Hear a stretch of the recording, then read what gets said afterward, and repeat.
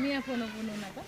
Ile mimba yako nilimdanganya kwamba ni wangu na mimi. Kwa yule mwanamke wake yule alishamtibua. Anamfukuza kwa? Kamfukuza kashaondoka kijijini.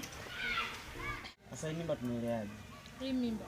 Mimi naona hivi tu hapo huo mwanao. Yaani kama walimfanyia upumbavu yule mwanamke sasa sana mimi nini? Kwanza. Kuna jambo fulani hivi nataka tulizungumzie juu ya ujauzito ulionao. Jambo. Ujauzito ulionao hawataki ukaishi kijijini, lazima tukaishi mjini. Unajua? Lazima tukaishi mjini.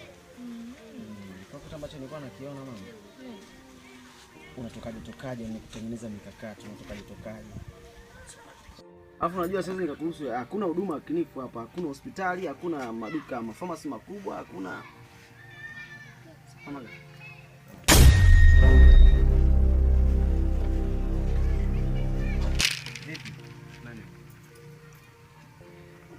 Niongea na wewe. Blaza. Tena angalia vizuri. Nani? Unijui mimi nani? Ndo mume wangu. Mafani. Mbona kazi? Huyo ndo baba mimba yangu.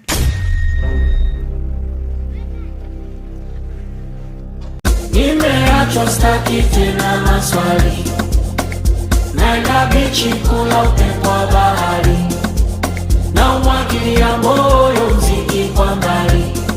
Jimbo liko wazi, sema nitakubali. Unanitaka eti unanitaka